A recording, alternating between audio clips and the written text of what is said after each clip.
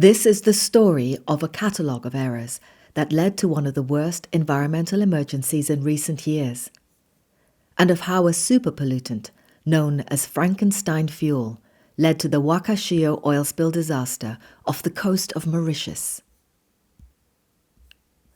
The IMO, the International Maritime Organization, is the UN agency responsible for regulating the shipping industry and preventing marine and atmospheric pollution. And shipping fuels are one of the industry's dirtiest secrets.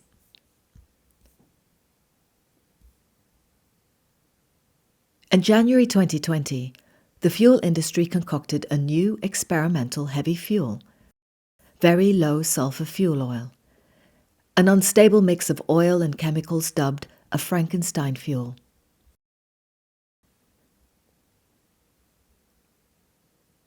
In less than a year, the experimental fuel was used in 70% of ships, even though it was known to cause engine failures.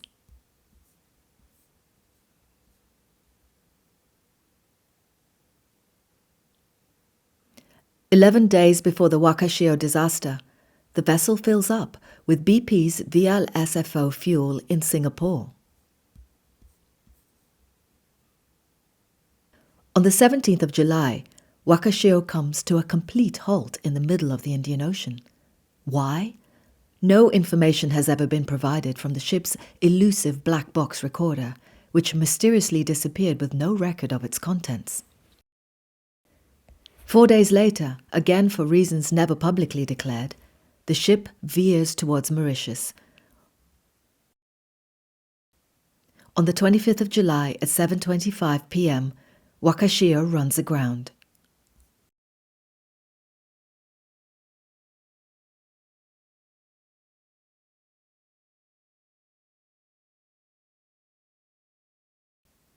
Grounded on the coral reefs for almost 2 weeks, the vessel starts to break up, leaking the Frankenstein fuel from the hull. The government and international response is virtually non-existent. It is left to the islanders to try and contain it. Despite their cleanup attempts, and with limited resources, the Frankenstein fuel gushes into nature reserves, damaging the fragile habitat and harming endangered species. This disaster, however, is only just beginning. 6 days after the spill, MOL, the ship's owners, finally issue a statement. Earnings will not be impacted enough to merit a disclosure to investors.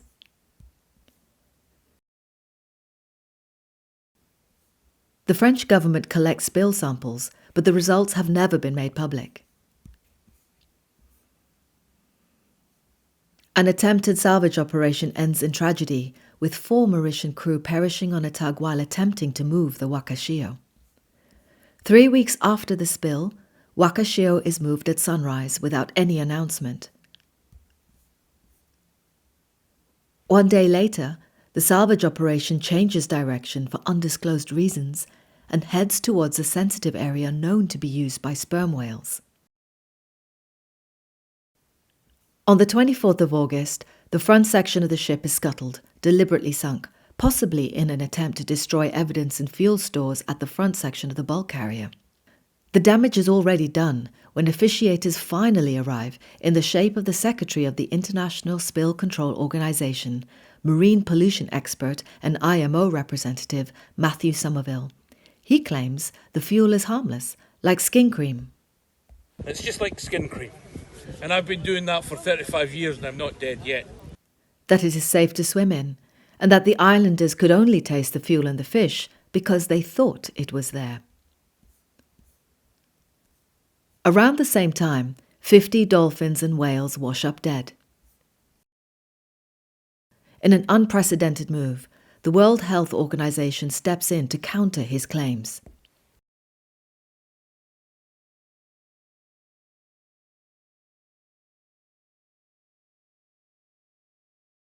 Citizens take to the streets, but protests are soon clamped down by the government. By the end of September, Wakashio has leaked thousands of tons of superpollutant. Harmful algae blooms, numerous islanders become unwell, coral reproduction severely impacted, and countless sea creatures have died.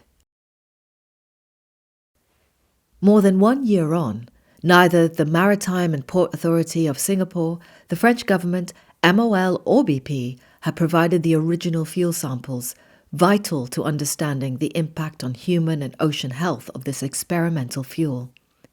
And despite now being a shipping industry open secret that ships running on these super-polluting VLSFOs risk catastrophic engine failure, the Frankenstein fuel is still being vigorously promoted by the likes of BP, Shell, and Total. So, who is accountable for the Wakashio disaster? Poly Eco Waste Management? The IMO? Japan, where the ship was owned? Or Panama, where the ship was registered? The International Tanker Owners Pollution Federation? Japan P&I, the insurers who signed an agreement with salvage expert Schmidt? Total Fuels, Shell, Mitsui & Co., the parent company of MOL. Singapore, the largest fuel bunkering site in the world.